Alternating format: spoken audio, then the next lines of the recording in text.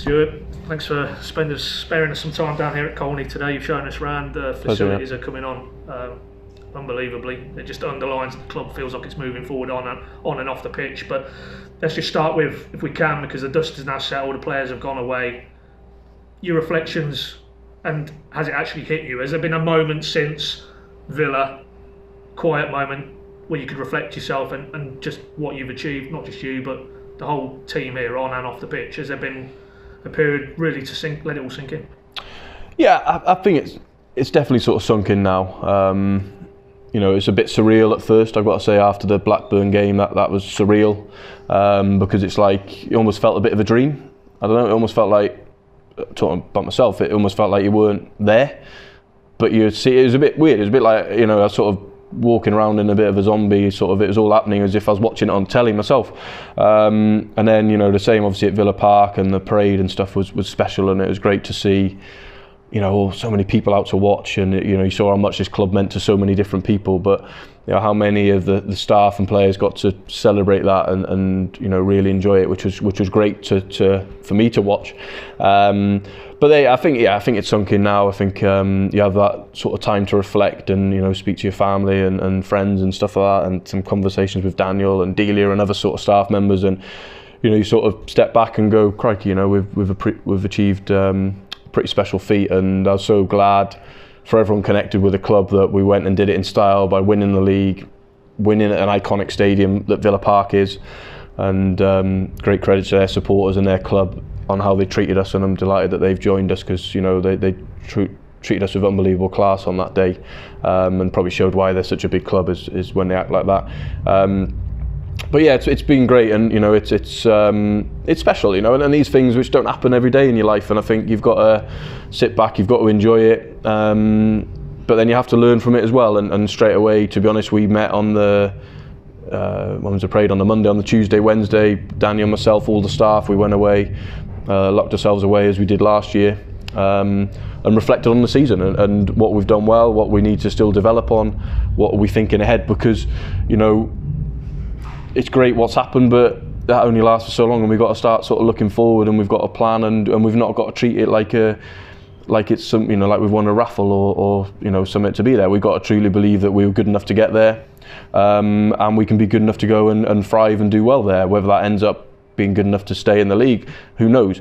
But we've got to go there, and we've got to work as if like we deserve to be there, and we've got to raise our standards and all our behaviours and everything to help us achieve the sort of next sort of objective. Yeah, and following on from there, you touch on it, to get away from this feeling that you've won a lottery or won a raffle ticket. Talking of the amounts of money, just dispel some of the myths, because I'm watching the playoff game at Villa Derby the other day, and they're talking about the £170 million match. So there will be, inevitably, maybe still some Norwich fans who think that amount of money is going to hit this club's football bank account at some point over the summer, and then you can go out and spend that amount of money. But just frame, if you can, what exactly you have got, and that it isn't 170 million burning a hole in your back pocket. No, I mean, fundamentally the figures are pretty close, but they come to you over a period of 3 years. So by getting there, you guarantee obviously your year 1 Premier League money, year 2 parachute, year 3 parachute, assuming that you're sort of relegated. So you're guaranteed that's sort of locked in. But you get that over the sort of 3 years. The thing which people forget is that 80% of the players have uplifts in their contract, so straight away our wage bill will jump considerably, and well deserved, by the way. There's also a big bonus to be paid for the players to get there, again, well deserved, and the staff. You've also got the contingency payments of players we've bought, maybe players that have been bought previously, even as far ago as 4 years ago. You'll have it in some of the transfer dealings, or in the event the club's promoted to the Premier League, you'll get X. So when you put all that together, you have a big chunk of money which goes out straight away, which you don't even see. It's like, don't get me wrong, you're not begrudging paying it, because it's sort of, you've achieved promotion. Also, obviously, we've paid the bond back, which is a considerable amount of money as well, to pay for our facility, which is, again, that was a great for us to be able to pay that, because we've genuinely got something to show for this promotion. Whatever happens in the future now, to any of us who have been part of this, it's like we can always look back and go, oh, look, we transformed the training ground as a self-funding club. It wasn't someone didn't come and pay it for us. We had to be creative of how we did it, and we've achieved it all together. So that's brilliant.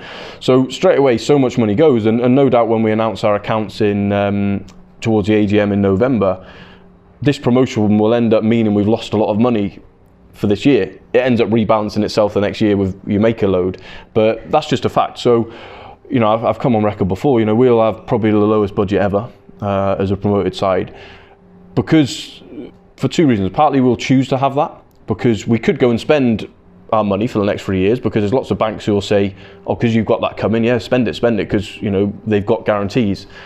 But it's what happens after year 3. And if you look at what myself, Steve Stone and Ben Dack and all the guys inherited when I turned up 2 years ago, we inherited exactly that. A club that went and spent the money that they were getting in years sort of 2 and 3, which was fine, no problem, because if you win and you stay up, it's worth the gamble.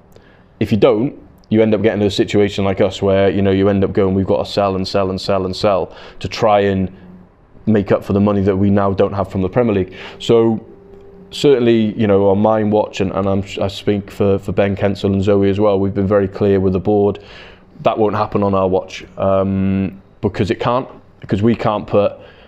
I truly believe we can't put people into the situation that we inherited, because I just don't think it's right. We know this club's self-funding. It's not just become that. It's always been that. So it's not a surprise then that if you get problems by overspending, that's happening. So it's different if you've got an owner who's ploughing in money, and then suddenly he or she has a sulk, doesn't want to put any more, and you're like, oh my God, we've planned that we were going to have that. That's different. That's not no one's fault. But I think when it comes to a situation where that and you go and take that risk, we can't let that happen. And if people don't like that, I don't really care, because I know what it's taken to get us back on an even keel. And it's hard, and I would never put someone through that, or never would want to put somebody through that. And if it means that we don't spend the monies that people think we need to spend to try and stay in the league or whatever, I'll take that and go, yeah, but the club's in a much healthier state than it was, and that's the most important thing. The football club's the most important thing. Whatever level we're playing at, history tells that this is a club that sits somewhere between the Premier League and Championship. So we've got no defined right to stay in the Premier League. We're not, I don't know, Leeds United or something who expect to get there and then expect to get in Europe within 6 months. It's like, no, we're not. We're a club who we know what we are. We're respectful of that. We're humble about that. And it's about steadily growing it. And do I believe we can become an established Premier League club? Absolutely, 100%. I wouldn't be here I wouldn't have left Huddersfield if I didn't truly believe that. But we've got to do it our way. And we've got to trust in that way. And we've got to not get caught up now in the sort of euphoria of having money and all the rest of it, because it'd be very easy to, and it's tempting to as well. I've got to say, it is tempted to go and blow a load of money on a centre forward because it's there, and go, oh, worry about it in 3 years because I might not even be at the club, so it wouldn't be my problem. But that's wrong, and that's something we're custodians for this place, and we have to make sure that we leave it in a better place than we find it, and that's what I'm sure I speak for Zoe and Ben, we truly believe in. Yeah, so hypothetically then, if I was to say to you, could you sign a player for 10 or 15 million pounds, transfer fee, salary? It sounds like what you've said there is that financially it could be done, but whether you would do it given the repercussions potentially down the line, is that very much where your mindset is in your recruitment people? Yeah, I think year one that's very difficult to do it because of all the payments we've got to make. I think if you stay there, you start doing that, and we could do it and we could gamble on money. It's like taking a mortgage out, isn't it? You can take a mortgage out for a long time and worry about it in the future, but we've got to make a decision, is that the right thing for our club? And we don't believe it is, so we won't be doing that. So, when I see us linked with goalkeepers for £15 million, I just smile and go, wow, that's just unbelievable. Who even comes up with it? Because why would we do that, Why would we do that? It's not right. And we've got everyone told us it'd be impossible to get promoted doing it our way. And we've got promoted and we've won the league doing it our way. So we haven't just scraped through, we haven't been lucky. You don't win the league, you're not lucky to win the league. So we've got to continue believing that that's got to be the way for our club. And that's where we have to be then strong as a group. And Daniel as a head coach, he understands that. He's not a guy under pressure. He knows that he's not going to get the sack if we have a poor start to the Premier League. Because well, no, we know what we are. And we spend a lot of time. I read an interesting saying the other day, which I thought probably summed us up perfectly, and it says, invest more time in the root rather than the fruit, and I think that's us. and we've got to spend more time in building the foundation constantly and on that, rather than just worrying about Saturday at 3 o'clock and what that looks like, because we can do that and you can still fail. And I think Fulham this year, without knowing the ins and outs because we're not there, I think was a great reminder for clubs like ourselves of, you know what, you can spend 100 million and look what can happen. And I think sometimes when that happens, it really helps maybe us, because I think people go, oh yeah, we don't want to do that. So I think it's just about trying to be smart and be brave and sort of stick with what we're doing and back the people who have got us there as well. I think this group, majority of this group, deserves a real opportunity and a crack at it. And I believe we've got players who are good enough to be Premier League players, because I know the phone calls I get about them. So it's we've got a back that this group can be good enough to go and have a good go as well. Touched on getting linked with some rather expensive players. Is it? I think at the last count we've counted up about 50 players you've been linked with since the end of the season. Is there any that have just made you laugh out loud? More outlandish ones? Yeah, Simon Mignolet was one. I've got to say that made me laugh. That's something against him, obviously. He's a top goalkeeper, but in terms of just the figures, and it's like, on a goalkeeper, wow, come on. Yeah, that'd probably be the most crazy one I can sort of think of so far. I've had ludicrous phone calls and stuff off agents of recommending players where you're like, really? I had one call me the other day going, I think you can get him for 120 grand a week. I'm like, our squad won't cost us that a week, it's just, but unfortunately people, because they see the Premier League, they just see the figures because they watch the Championship final and they hear that figure of 170 million, and I think they genuinely believe that that's just sat in a bank account, and you've got myself, Daniel, Ben, Zoe just going, what should we spend it on? I don't know, let's buy that, or let's go on Amazon or something. And it's like, it's so not the reality. And the other thing we have to think about is, if we go and sign a player and we give him substantially more salary than the current group of players, that could divide our dressing room, and we can't do that. We've spent a lot of time here creating the spirit, the culture, and all the togetherness and all them things that we spend a lot of time talking about. We, in one foul swoop, if not careful, could go and kill that, and we can't do that. It's more important. And and we've lost players this window already because they wouldn't fit into how we want to do it, and that's fine. And that's where we have to be brave enough to go, you know what, you're actually not for us then, if you're not going to fit in for that, because the collective and the group here is much more important than any individuals. Because unless you can go and sign Messi or Mo Salah or something who would perform every single week because they're the best in the world, but we're not going to get them. The difference between our group and some of these players, the figures can be different, but then maybe the quality or attitude isn't, and we just can't fall into that trap. Taking that point about some of the more ridiculous phone calls you're having to field, I distinctly remember you said, I think it was a fans forum event towards the end of last season, that pretty much 90% of your target list was drawn up. The work had already been done. So if that is the case, when you're trying to do what you're trying to do, that's okay. But are you finding that there's an inflation to a lot of these conversations in terms of the fees and in terms of the demands, and how are you dealing with that aspect? For sure, yeah. It's like a Premier League tax. It's almost like, you're a Premier League club. Yeah, I know. Your player's still worth the same amount whether we're a Bundesliga, Championship or whatever.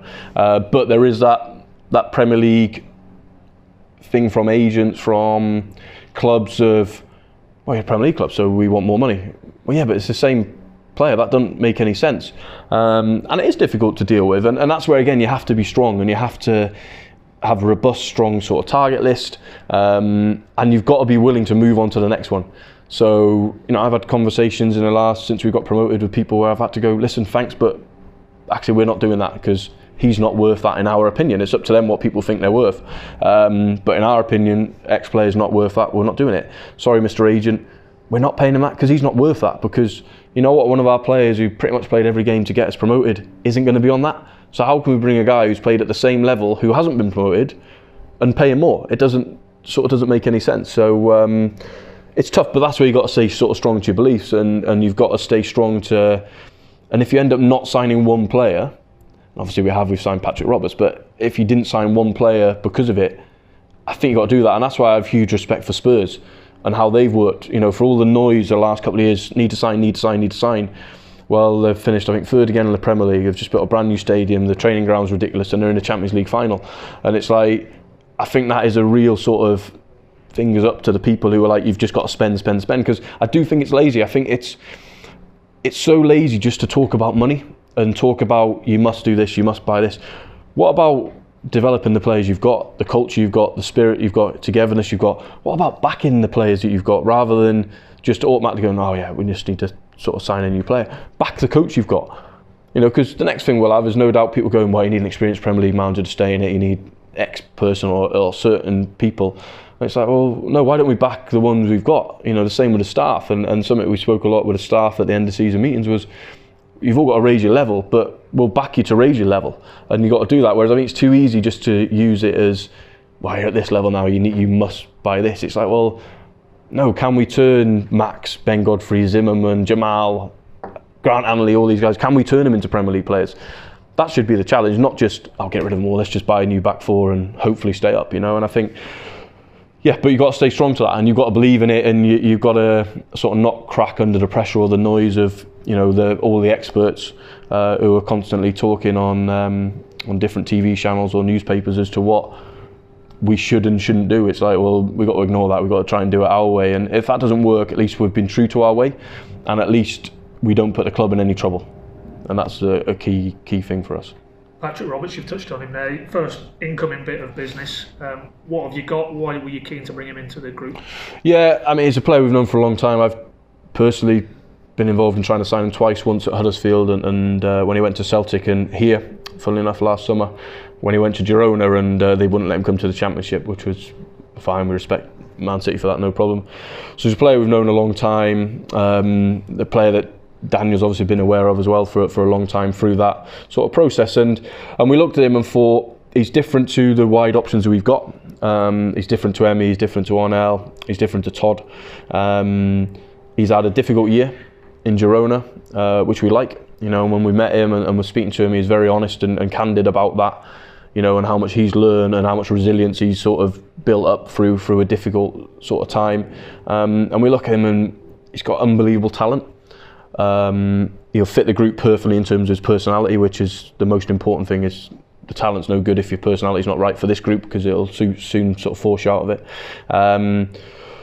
So we think he's an exciting player, and we think he's got something really different, and we think the way we play and Daniel's ability as a coach, he gets the best out of players like this, and I think Patrick himself has had a challenging time, and I think he's ready to sort of show England what he's got, because he's still not really played much in England other than at Fulham. So he played in Scotland with Celtic, where he did great, and then he went obviously to Spain. So I think there's a little bit, he feels, even though he's only 22, that he's almost a little bit forgotten about in England. So I think having that sort of steely determination as well, I think fits what we try and do in terms of our recruitment profiles. And when we look at it, we think it's a smart choice. It's a loan. It's not cost us a lot. Man City have been very, very good with us, which we appreciate.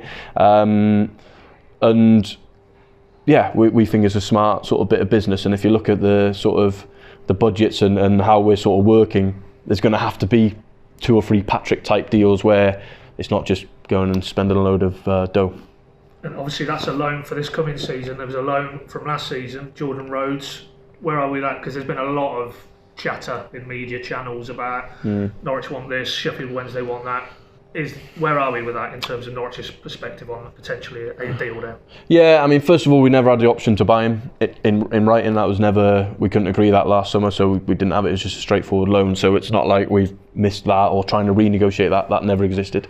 It's a difficult one, Jordan, because he did so well for us on and off the pitch. In terms of when we talk about the sort of cultural architects within the group, which we spend a lot of time developing. It's so important that people get what we want to be. He was an unbelievable leader in that, and people will never, unless you're in the building every day, people will never appreciate what he gave to this club in terms of other than the important goals that he scored, which are there for all to see. So I think if there's a way we could bring him back, it would be great. But at the same time, he's 29, he's got 2 years left on his contract at Sheffield Wednesday. Their valuation of him last summer was outrageous. No doubt it would be pretty high again this summer. And it makes it a really difficult deal for us to do, because, as you said, we've got a really small budget to go and spend a lot of that on a 29-year-old who's got a pretty high salary. It's well documented. that'll be tough for someone who was a number 2 striker in the end in the Championship. You know, we could be signing him and signing another striker potentially for the Premier League. It's like, then you sort of go in, does it make economic sense? So it's a tough one. It's a real tough one, and because we'd love to have Jordan here because of what he brings, and we truly believe he'd score goals in the Premier League as well, because the goals are the same size, and something with him, he knows how to score and he knows where to stand, and somehow when the ball gets delivered, he's always there. You know, and the way he supported Timu and Dennis was unbelievable. So, but I think it's a long shot for us, if I'm honest, and it pains me to say that. Todd Cantwell, one of your own, you took up the option in his deal, so in terms of there's a little bit of breathing space, 12 months more, but clearly the way you work, and we saw it with Jamal, with Max, with Ben, if he's a guy you've identified as part of the club moving forward, then you probably would need to negotiate again. I mean, where are we with that situation? Yeah, I mean, to be honest, we've been in talks with Todd for a long time. You know, we first spoke to him last summer about his contract, because as you rightly say, I'm a huge believer in rewarding young players, well, all players really, but certainly young players little and often. So it's, you know, I always say to a young player when they sign a contract, whether that's Max, Ben, Jamal, Emmy, whoever, you'll never have to knock on my door, or your agent will never have to, because they won't, your agent will never have to knock on the door and ask for a new contract. I said, because we'll come to you when you're not expecting it, because that's just what I truly believe in. And then, you know, the club truly believes in that, and Daniel believes in that, of we need to reward people, and we've tried to do that with Todd over the last year. His agent and him have had different ideas, and we respect that, and it's no problem. And you know, they don't know us, they don't know me. Hopefully they'd see it, what's happened to his mates, to go that actually it's a club who are good to their sort of word, and certainly look after our own, because we do. But we've not been able to do anything yet. You know, we're in talks at the moment again, and hopefully we'll get somewhere. You know, I've had positive talks with Todd himself about his future, because we see him a part of our future, and he is one of ours, and we want to look after him. But at the same time, it has to be right for him, and we respect that, but it also has to be right for us. And you know, we're not a club who keeps people here against their will. We're not a club who changes what we do just to suit certain individuals, because then it doesn't work, because then suddenly I have a knock on the door of 15 other lads going, well, we've done that for him, but you said you wouldn't do it for me. And we can't do that. And one thing which is more important is the group, it's the club. And if there's someone in that who doesn't want to fit into that, well, that's fine, they leave. And that's just a harsh reality, and we have to sort of stay strong to that. So do I think we'll get there with Todd? Yeah, I do. I do truly believe we will, because there's a willingness from both sides. But it's taken a long time, and unfortunately we had no choice but to take the option up. And we didn't want to take the option up. We wanted to go in, here's a new deal, and it's announced, and that's great. But it comes to a time frame where contractually we have to do it. So I had to speak to Todd and go, Todd, we've got to do this now, unfortunately, and it's going to raise questions such as this. So but we've done it, and you know, the main thing is now that hopefully we get his contract sorted, and he's settled here, because he's done brilliant for us. Daniel and the club, I believe, have done brilliant for him, and Neil, in terms of when he went out on loan last year to Fortuna Sittard. So you know, it's something where it should work, because everyone's done well for everyone. So it always confuses me a little bit when it doesn't work, when it's like that. You touched on it a bit earlier, but just to go back to that, the younger lads, you were quite clear, I think, at the end of the season, start of the summer, there's been no interest. If there was, we're not in any financial situation where we need to, and they're at the best place in terms of their next step in their development, playing regularly at a Premier League club. Moving on now a month or so, are we still there with that in terms of those clutch of younger players, you know, Jamal, Max, Ben? Yeah, absolutely. And I think the brilliant thing is here, what's happened over the last year is everything we've spoke about with these guys has come true. So you'll get rewarded financially if you do well, tick. You'll get an opportunity if you do well, because the head coach will pick you, tick, and he'll develop you, tick. And as a club, we're actually trying to develop the environment and the facilities here to make you the best version of you. And if you look at what they're going to come back to on July the 1st, which I showed you before, in terms of the new gym and the new facilities, a new match analysis room, it's stuff which stinks of, yeah, this is a club trying to take it serious and trying to be the best they can be in the Premier League. So why would you leave? Now, naturally, there'll always become a point where people outgrow you, or you outgrow them. You know, so there'll be some of our players, no doubt, in 12 months, who would have been an unbelievable part of the journey, who we might be selling, because we might be going, we've actually gone ahead of you. But then likewise, there'll be some players who outgrow us, and it's like, listen, Man United want them, or Liverpool or whatever, and we're like, actually we can't compete with that because that's the Champions League now and it's the biggest clubs in the world.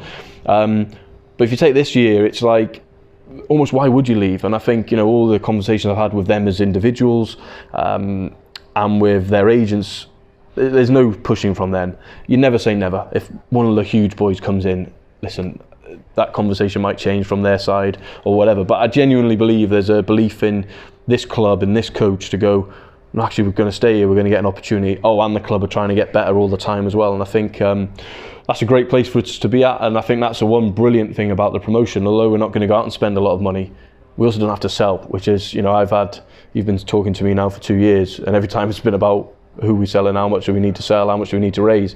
It's nice to be going, look, we've got our crown jewels and we can keep them and we can continue to develop them, we can continue to work with them. So that's a nice sort of place to be at. Just one more on the current group of players. We've seen it now. Close has signed on against Stiepermann, new extended deal. Tim Krul, Mario Vrancic, unless there's no advertised options, I think they're approaching the final 12 months of their current deals. Are those two players you'd like to tie down to longer term? Yeah, for sure. You know, we've had good talks with both before they went. And what we've tried to do here, myself and Daniel and Delia and Michael and the board, is create a much more environment where people talk.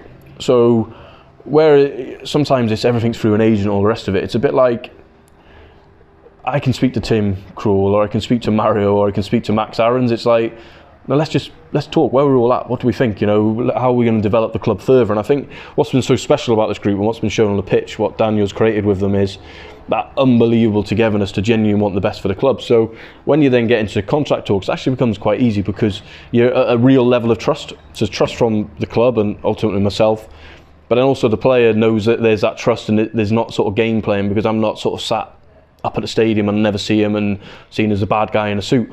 It's a bit more like, actually no, we're in this sort of together and we can have hard and honest conversations. So for sure we're talking to both of them and would like to do something. And there's others within the group as well who deserve to be rewarded, you know, and we're big believers in doing that. You know, we still got it's a fine balance then about trying to keep them hungry.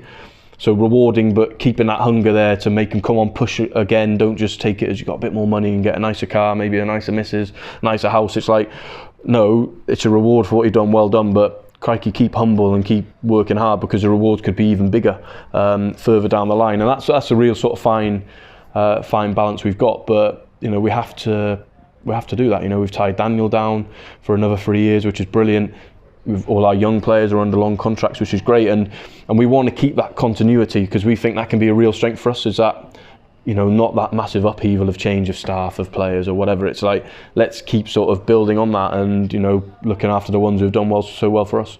Final one on recruitment. Observing you from a distance, you don't tend to be a fan of getting involved in that late transfer window fever. If anything, you like the business done and dusted. Despite what we've talked about the difficulties, you know, now dealing with inflation in wages and fees potentially, would you still like to have the bulk of the business done, I don't know, before you guys head out to Germany, for example, as a point? Yeah, ideally, yeah. The difference is there might be one or two we have to wait later, because maybe the prices will come down in some cases. I think it works two ways. Either the price goes more. If you were selling a prime asset, you'd be going more and more.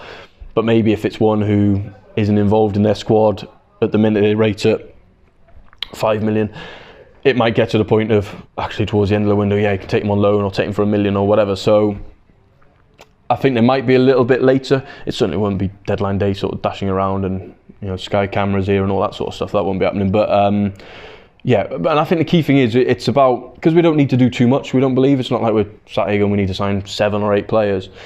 It's about getting the right ones. Well, we've got to make sure we get the right ones. Whether that's quickly or a little bit slower, so be it. We'd rather them be quicker, of course. So that, you know, the more time the squad's together, it's like Patrick Roberts, bang, he's here now, he's ready for day one. So we'll get the whole pre-season with us, a whole benefit of any team bonding stuff that the team do together out in Germany. Any of the dinners out that the lads have, you know, we can worry about sorting his house long before the season, rather than if you sign someone on the eve of the season. Or I think we probably saw it with Tim last year. We signed Tim Krul. He was our latest one. I think we did in just after Germany, so latest July. He only had 2 friendlies, Luton and Charlton. He was behind in training, and, you know, by all accounts he had a slow start to the season, and, you know, we need to try and avoid that, of course. But sometimes things might dictate that it's out of our hands a little bit on that. Talking a lot there about player futures, you've talked quite openly and honestly about where you see your career developing. What was your reaction when you saw your name linked to Manchester United? It was bizarre because I went away for the weekend with my wife, and my mum looked after her little, and so it was like, perfect, let's switch off for the weekend, this would be nice. And we were watching something on my iPad just before going to sleep, and an email called from my sister, who I don't speak to very often. She lives in Gibraltar. A bit weird, so watching it. Mrs. went to sleep, I had a look at it, she goes, are you going to Man United? It's all over Gibraltar. I'm like, what are you on about? So I thought, I'll Google it. And then there it was, and then I turned my phone over and it's like bim, bim, bim, bim, bim. And I'm like, oh my God, here we go. That's a weekend gone of peace and quiet, which I was delighted about. Yeah, I mean, there's nothing we can sort of do about sort of speculation. I'm sure if Man United wanted to speak to me, they'd get in contact with me, or they'd get in contact with Delia and Michael, and they haven't been in touch with me, and unless Delia and Michael haven't told me, they haven't been in touch with them, and I'm sure they would tell me. All I can do is reiterate what I've always said. I love it here. I'm grateful for the opportunity I've been given. I'm unbelievably grateful for Delia and Michael and the board for the support they've given myself when it was difficult. It's easy now in terms of people giving you plaudits because we've just achieved something fantastic. But this time last year, quite rightly, there would have been a lot of question marks over myself, over Daniel, over what we were doing. Is this the right thing? Is it the wrong thing? And I never felt that support waver from them. If anything, that support went even deeper through the sort of difficult times from Delia and Michael. So, and I've always said to leave here would be unbelievably difficult. It'll happen one day. I don't want to leave at the moment because I think I've been here 2 years, but I still feel like I've been here 2 minutes and it still feels new. And while the club is continually trying to progress, and I think we've got a unique thing here where we've got from the board all the way down through the club, the supporters, you guys, everyone feels like we're on the same page. Yeah, we disagree, and of course we'll make decisions which people don't always agree with, whatever, or will argue, but we're in a unique place, and I don't take that for granted. I know Ben and Zoe don't, I know Daniel doesn't. It's we're fortunate to have that because it doesn't happen that often in football, and for me to ever leave that would be really difficult, and I don't see that being any time soon. From my side, different if I get a call from the Delia and Michael later saying your time's up, we've got someone better. That's fine as well. That happens. That's life. But certainly from my side, there's no intention to leave. I mean, I'll find them all on that. You never come across as anybody who's particularly got a large ego or needs to be told how good they are at what they do. But is it flattering when you see your name linked to a club the size of Manchester United? Yeah, it has to be because it's arguably the biggest club in the world, and just to have your name even mentioned with them, that someone can come up with that is, of course, it has to be flattering. But it's not something I really take too much notice of. If, to be honest, if my sister hadn't have emailed me, if I hadn't have turned my phone over, I would have gone to sleep and not known until the next morning. And it is sort of what it is, and but also as well, it's Man United, so it's one of the biggest clubs in the world. I'm sure if they wanted to appoint myself, they would have been in touch by now, because I'm sure they've got a plan, and I'm sure that plan's just ready to be executed. I'm sure it's not going to be they're just going to appoint someone. I mean, the transfer window's opened, so it's not going to be just now, and they'll have a real clear direction of what they want to do. So I'm sure it's they've got their plan, and I'm not a part of that, which is fine. So yeah, of course it's flattering. I've openly spoke about I won't be here forever. But I see myself being here a long time as well. When I left Huddersfield to come here, it was really hard to leave Huddersfield because the owner there and I still get on great. I had a little fallout for a while, but that's back, repaired, thank God. But I always said I wanted to go somewhere and have a good period of time there, not just a year or 2 years and then off as well, because I know that's happened a bit in my career and I needed somewhere, and I found somewhere here where I genuinely can say, there's been phone calls have happened in the last 2 years with different offers or different opportunities, and not one have I ever even taken any notice other than I really appreciate you ringing me, but I've got no interest to talk to you. Not in a bad way, but in a I'm really sort of happy and settled here sort of way. And who knows, that can change sort of quickly if people don't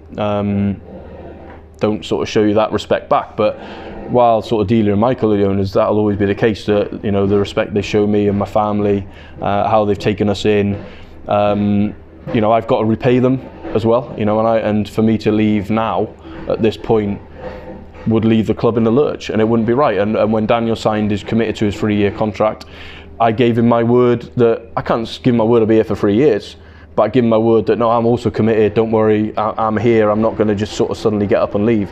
And that means a lot. I couldn't sit opposite Daniel tomorrow and go, I know I did say that to you, and you signed your contract 3 months ago, but sorry, mate, I'm off, because it'd be letting him down and his staff down, and I wouldn't do that to people. I wouldn't do it to Dealer and Michael. So yeah, certainly from my side, as I want to stay, and if I could commit to be here longer, I'd love to do that, and I'm sure at some point the conversation will come between me and the club. It's not happened yet, because to be honest with you, there's more important things than my future. It was about sorting out Daniels, it's about sorting the squad out, it's about sorting this facility out. I can wait because I'm the least sort of important in terms of that. But when it does come, I'm sure we'll get to something pretty quick, because it never takes long for myself. And when I'm happy and I believe in the plan and believe in what we're doing, I'm sure I'll be here for quite a long time. Final question. Just give us a sense of the mood. Obviously the players are away, so it's very quiet around the training ground. Thank God. But within the club, is it excitement now going into what we all know is going to be a huge challenge? And you and Daniel have made it quite clear how big the challenge is, how different the financial disparity will be between you and the other 19 clubs, to be honest. Yeah. So is it excitement? Is it realism? Can you just sum up what the mood is, as you look forward to, the fixtures drop in 2 weeks or so? Yeah, I think it's a bit of everything. I think there's a little bit of dreaming going on, which is brilliant, and that's important. There's a little bit of unbelievable excitement about some of the places we'll go and some of the players that our guys will come up against. But I think there's a real sense, and fair play to Ben and Zoe and the work they're doing at Carrow Road of, right, brilliant, we've done that, what's next? And this is just part of our sort of journey as a club. And I think it helps when you have owners like we have, who are probably the most humble people I've ever met. That can't help but sort of spread its way down through the club. So I think naturally it's like, yeah, let's party hard when we get promotion, and certainly a lot of people did that, which was great. But then it was like, well, brilliant, that's sort of part of the journey's done, we're proud of it, and it'll be forever now in history, which is great. But we've got to go and create sort of the next sort of bit of history, and that's whether you're working in the ticket office, whether you're a first team player, a physio, or whatever. It's about what's sort of next.